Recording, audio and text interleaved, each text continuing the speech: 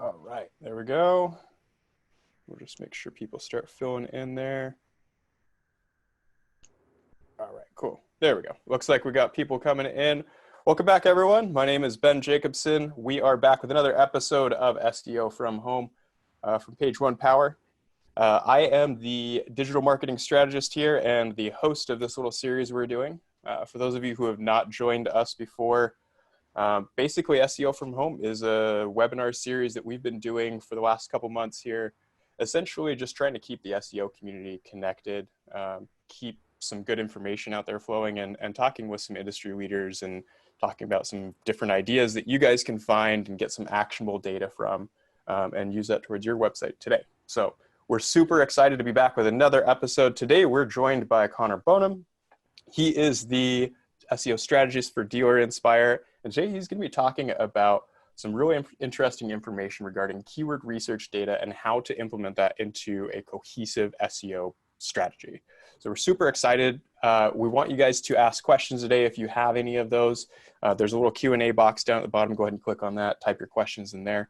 Or if you have any more kind of general chat, we also have the chat at the bottom. We'll do our best to get to that in the as it comes through, but if not, we'll do our best to get to it towards the end. So that being said, without any further ado, Connor, welcome. Thank you so much for joining us. Thank you for having me. Yeah, I'm real excited to talk about keyword research in depth and the data that kind of comes along with it.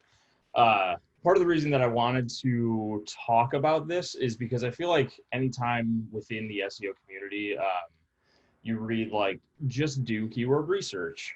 And then that's kind of it. Like nobody really goes into detail on what keyword research is, what you should be looking for, and then how to take that and make something actionable with it. And by no means is this the end all be all guide, but it's at least, kind of my philosophy and things that I find important when doing keyword research and being able to utilize data that comes along with those words. So that's kind of really, the crux of it. So just a quick agenda overview. So I'm going to be, like I said, talking about keyword research. What does the data actually mean? What makes the cut, what doesn't when you're actually creating that SEO plan, and then how to take all of that you found and then create a comprehensive SEO plan, like I said, based on everything. So let's get into it. Keyword research. So there is always a vague idea, like I said, of just do keyword research and find those keywords that you want to enhance and optimize your website with. So let's talk about a few tangible ways to conduct keyword research. So I'll be going over Google Search Console, SEMrush, using the SERPs, all of those to kind of get the keywords that you want, and then some of the data that comes along with all of those. So I always start with Google Search Console. I think any SEO should really know the inside and out of Google Search Console because it'll give you everything that you could potentially need. Basically, just a quick little mini overview. GSC allows you to see clicks, impressions, click-through rate, average position for every organic keyword your site ranks for. Additionally, you can set filters to see specific pages and what keywords those pages are actually ranking for. This is kind of the big thing that I think it does that people don't necessarily take advantage of. But basically, it's a lot easier to, in my opinion, improve on existing rankings that your site already has, rather than to gain rankings for new keywords that you don't rank for already. So that's why I really, really love starting with Google Search Console when you're doing keyword research. So just a quick little overview. On the left here, you'll see all of the keywords that dealerinspire.com ranks for. It's just the top 5 or 6. It's by no means all of them, but basically it's just an overview that shows you the clicks, impressions, click-through rate, and position for all of those keywords, and that's average position. And then on the right is filtered down to a specific page. So this is one of the blogs that I wrote that's just a general blog on like how long it takes to see SEO results. And basically you can see the specific keywords that page alone ranks for, the clicks that it's getting, the impressions that those keywords have, and then the position. So this allows you to kind of see the keywords that are attainable but aren't necessarily performing well at the moment. So we could, for this example, you'll see how long does SEO take and how long does SEO take to work. You'll see those two keywords are in position 7 while the rest are top 5. these are pretty good opportunity keywords because they have really, really high impression numbers. They have the highest impression numbers of all the keywords, but they're not in that, top 1 through 3 position. So that's something that we could go back to that blog and kind of rework the content a little bit to capture those specific keywords. So this is just a good example of really trying to optimize those keywords that you're already ranking for rather than trying to find new ones right from the jump. One of the tools that we use primarily at Dealer Inspire is SEMrush. A lot of the SEO industry tools are probably going to have some of the same metrics, but just to go over some of the benefits of SEMrush. So just like any other SEO tool, it really has the ability to show you new rankings or change positions for specific pages on your site. It also allows you to gather search terms that you're already ranking for, see what key terms your competitors are ranking for, and see what other terms may be available to you. This is specifically via the Keyword Magic tool, which we'll go into in just a bit. Another feature of the Keyword Magic tool is you're allowed to set it to questions, which is always a really solid way to implement really solid H2s on your pages, to just have those be a question and then have the content below that be the answer to that question. It also, so like I said, it allows you to set the questions, and then, like I said, allows you to answer those questions specifically. So this is just a quick overview. The screenshot on the top left here shows you you have the new, lost, improved, and declined. So this is just a quick snapshot of important keywords and their position changes based on whatever filter you have it set to. So you can see, again, this SEO time, it looks like it dropped 3 positions. That might be something that we, if you continue to see a drop, that you'd want to potentially go back and re-optimize that blog for that keyword so we can get it into an appropriate position. These screenshots are tiny small, so I apologize for that. But on the bottom left, it shows the Keyword Magic tool. So again, this is just looking for taking that general keyword research, maybe not something that your site is already ranking for, but just looking for keywords that are related to a general search term. So like SEO time, or how long does SEO take? And it gives you kind of those alternate keywords or different types of keywords that are relevant to that original long tail search. And then this main screenshot is just a quick overview, showing you what keywords your site is ranking for and what you can potentially, enhance or focus on to get to a higher position or lower position, position 1.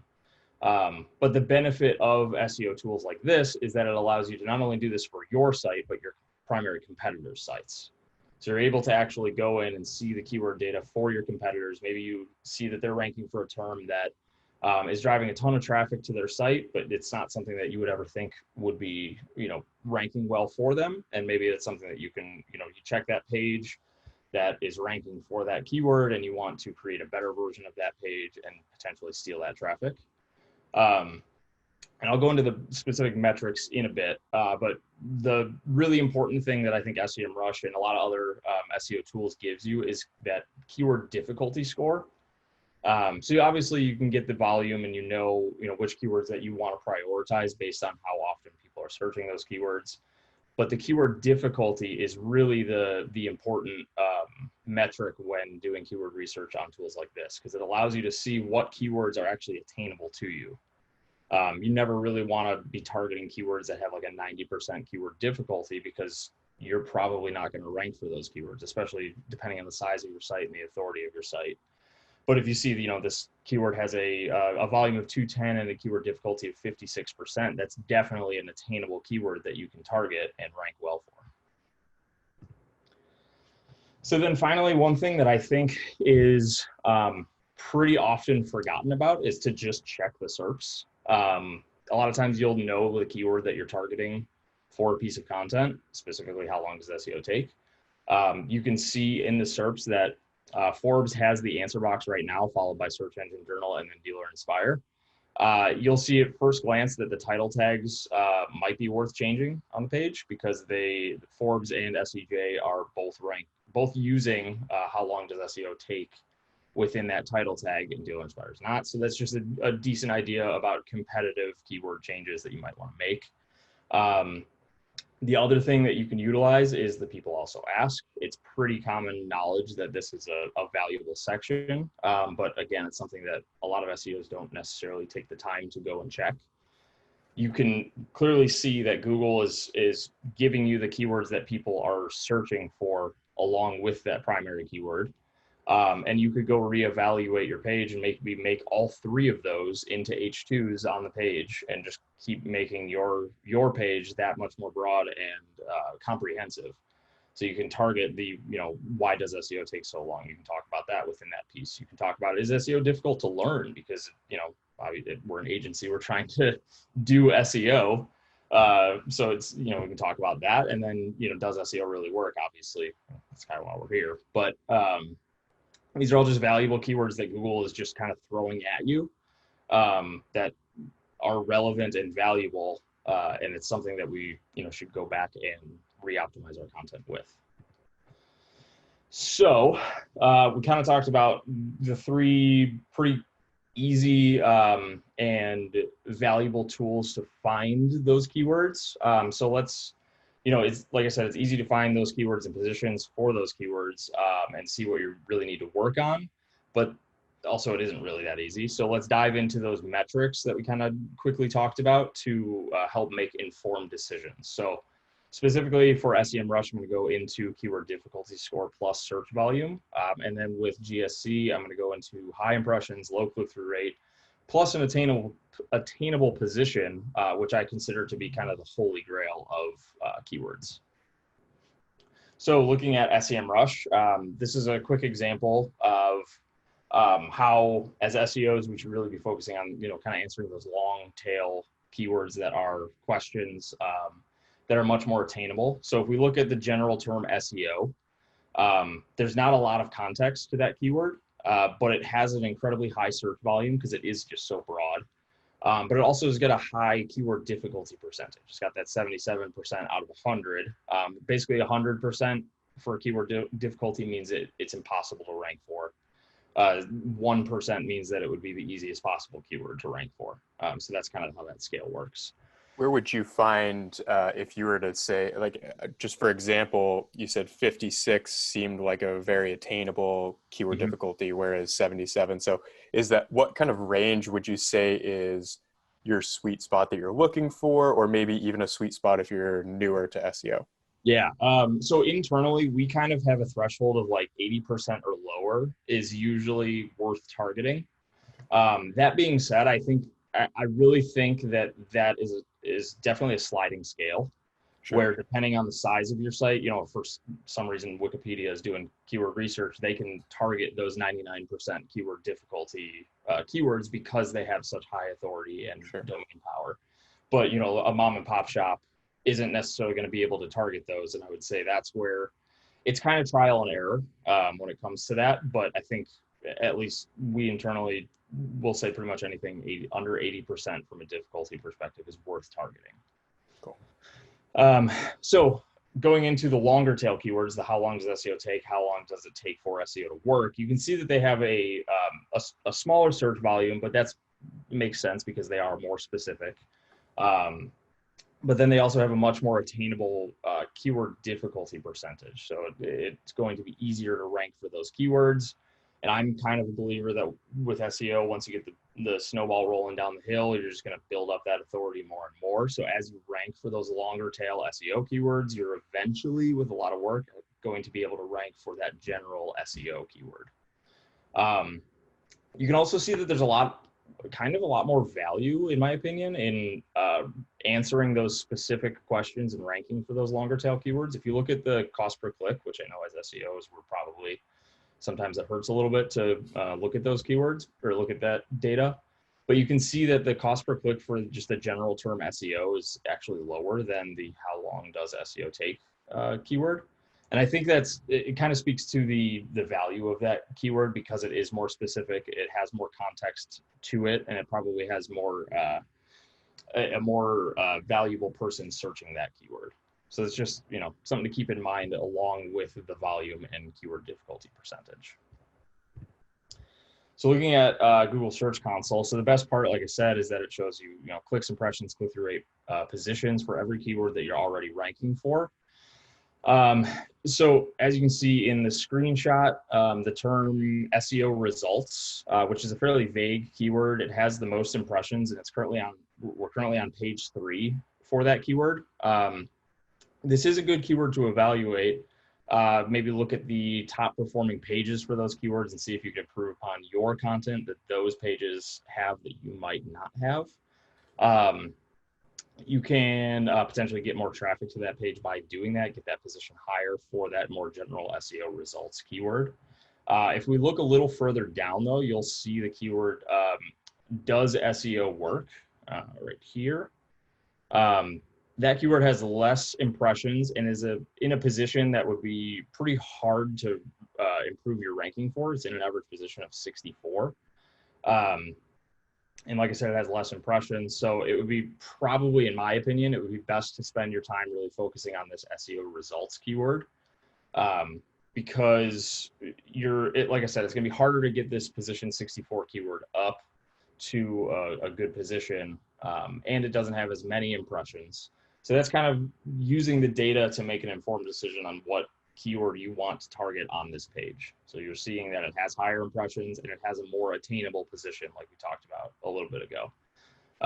And maybe some quick adjustments to the title tag meta description would get that click-through rate up in position a little bit closer to page 1. But that's just how I would go about making an informed decision on which keyword that I want to prioritize for that piece of content.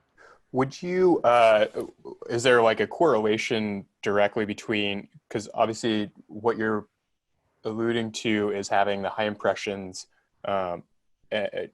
as a target for, something that you think that you can get. But with having high impressions, isn't that, and a lower position, isn't that more competitive, or does that necessarily always correlate? It could be. It could definitely be more competitive if it has a lot more impressions. But with Google Search Console, when you think about impressions, that it doesn't count as an impression unless a person actually sees. So it could be alluding to the fact that maybe pages 1 and 2 don't have the best answers for that keyword. Gotcha. Okay.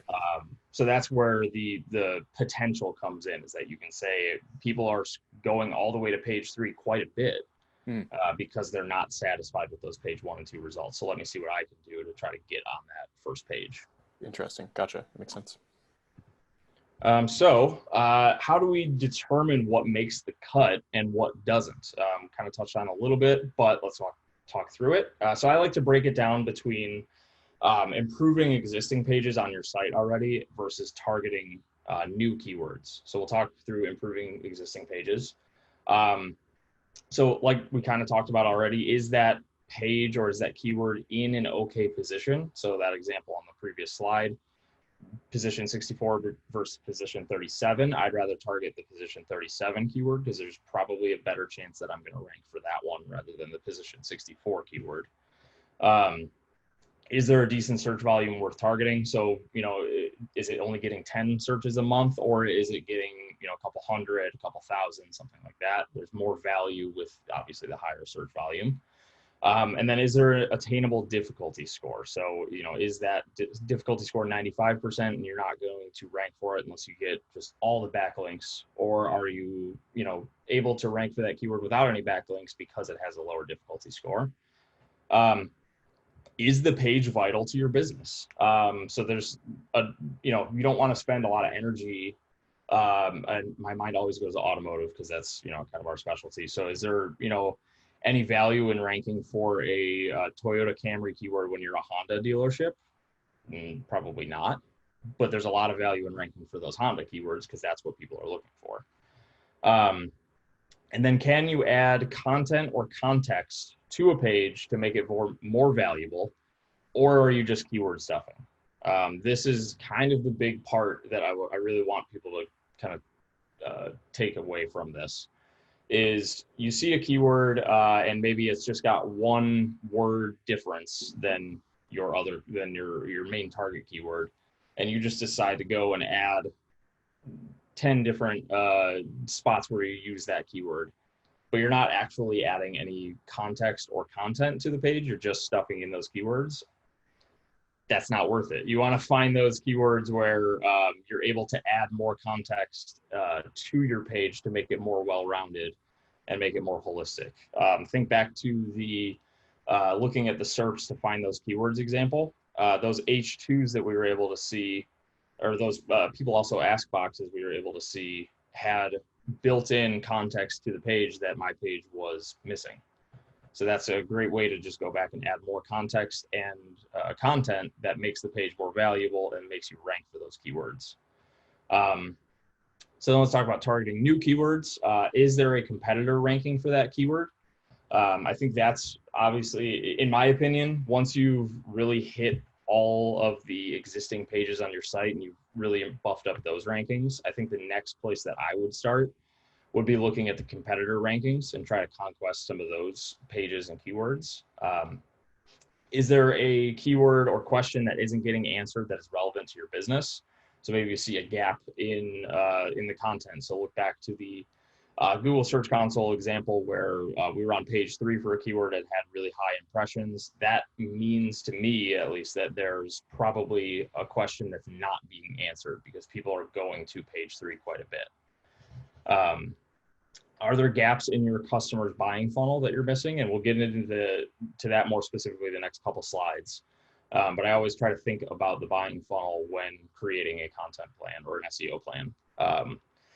And then similarly to improving existing rankings, is there a decent search volume worth targeting? And then is there an attainable difficulty score? So those are the two that I always think of. Obviously everything else is, kind of in the back of my mind, but I always just keep those two at the forefront because it can kind of simplify the SEO plan process if you just keep those two in the back of your mind all the time. So this is a little text heavy, apologies, but how do we make an SEO plan then? So like I said, start with boosting what you're already ranking for. I always think it's much easier to improve the rankings that you already have rather than gaining new rankings. Then start trying to earn new rankings that are valuable for your business and help complete that buying funnel. So the buying funnel in general is the I want to know. So that's someone doing their research. The I want to go see the thing that I'm doing my research on. Maybe there's an experience I want to do this thing that I've been researching. And then the I want to buy part where you're, convincing someone to take that final step. So if you think about the buying funnel, making sure you're hitting every part of that funnel. So making sure that you're hitting that research, you're making sure you're hitting that I want to go, which, Google My Business Optimization is probably a large part of that, but there's also, some stuff that you can do on your site by always telling people what the next step is to take. Content describing who you are and what you provide. Sometimes there's not the most search volume attached to this, but I think there's a lot of value in always making sure that you stand out as being unique and being, different than your competitor. So you help convince someone that they should go to you for that I want to do part. And then always making sure that, this goes back to point 1, making sure that your core inventory or category pages are being optimized so that you are fulfilling that I want to buy. If you're not doing that part, that's kind of the fatal flaw in your business. So if you provide a full funnel for users, you are definitely much more likely to keep shoppers on your site. Keyword research is pretty much the first part in determining if your funnel is complete. And I'll get into the actual funnel. I have a creative little funnel that you guys can see next. But then finally start trying to conquest your competitor rankings. So like once everything above is kind of complete, it never really is. You can start trying to specifically target your competitors' non-branded keywords that are driving traffic to their site. So you can take those unique pages that they have or that are valuable, try to make better versions of them so you can conquest that traffic. So then this is the funnel that I kind of mentioned. So how to make an SEO plan. If you just keep this in your mind, it'll kind of help you decide what to do first, then next, then finally, and then kind of restart it from the top. So like I talked about, enhancing and boosting core pages, filling in the buying funnel gaps that you might have on your site, answering unanswered questions, conquesting competitor pages, and then, like I said, do it all over again. The motto, and it's super cheesy, that I always use is you can't add a sunroom to your house if the basement is flooding. So you need to take care of those core pages for your site before you add anything else. I'm going to attribute that quote to me, but also probably someone else, because they probably said that at some point. And that is actually all I have. It's pretty simple, but it's just kind of using data. If you want to follow me on Twitter, that's that. If you want to subscribe to the Dealer Inspire blog, I post there a lot with SEO news and thoughts. Awesome. That was fantastic. Thank you so much. Thank you. Yeah, I think it was really, I like that you brought it back to just utilizing some of like the really readily available things, even just like evaluating the SERPs and looking at like the information, like the people also ask box. Like someone said that to me like a couple weeks ago, and like it's kind of one of those like, well, duh moments, but at the same time, it's those well, duh moments that sometimes can make the difference between like, okay, I swear I'm doing everything right. What am I missing out on here? Yeah. So being able to relate it back to just some of those like really simple core elemental things that I think sometimes we get so highfalutin with, like, all right, well, we got this tool and we spend X amount of dollar per month on this tool and this plugin. And when in reality, like sometimes you have some of the real information that you need right there for you. So.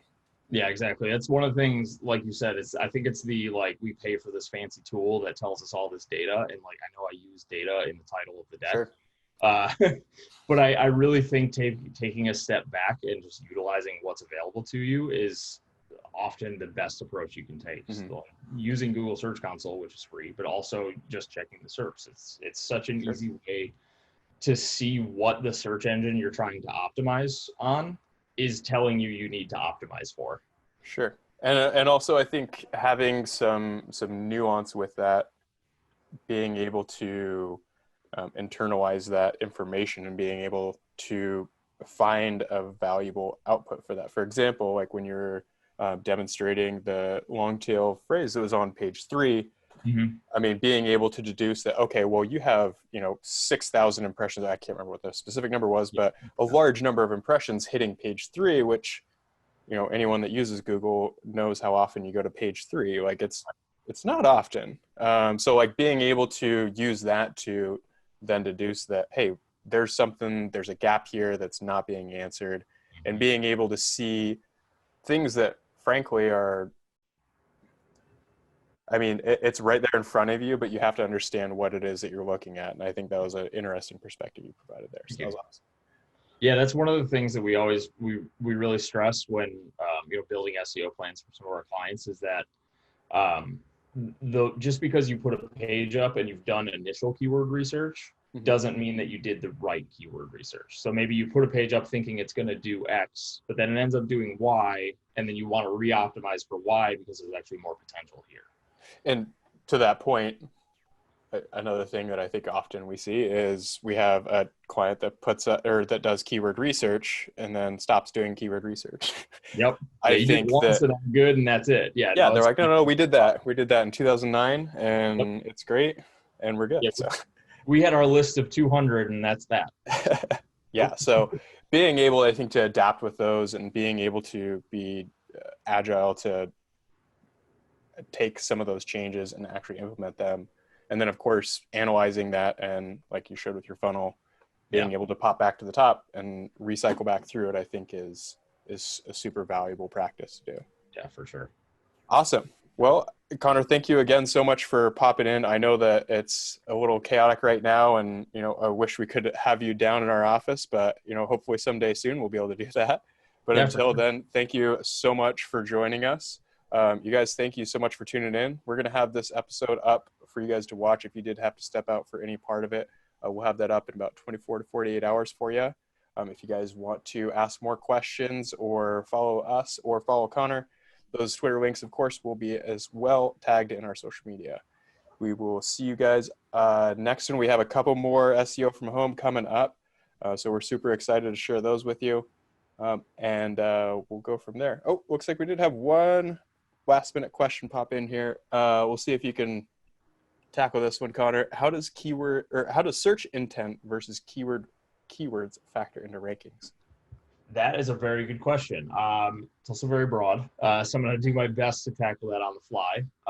So I think it definitely depends on the type of keyword. So apologies for going back to the automotive space. But if someone is searching for new Honda Accord in whatever city, they want to be given the results to go to a place to buy that car. If they're searching for something that's a little bit more research-based, like Honda Accord miles per gallon or Honda Accord technology features or something like that, that's where having that complete funnel really comes into play. So if you're able to answer those research questions, but then eventually also be there for when they're looking to take that action and then go buy that car, I think that's the most important part, is being able to provide every step of the journey for a user once they're on your site. So you give them that research, they say, oh, cool, this meets my needs. I need to find a place to buy it. Oh, I'm already here. I can buy it here. I think that's kind of the biggest part for search intent versus keyword. And when it comes to rankings, is being able to capture every part of the funnel. And chances are, if you're doing that, you're going to rank better for every part of that intent. If that answers the question, I think it does. Yeah, that made sense to me. Hopefully that helped answer your question for you.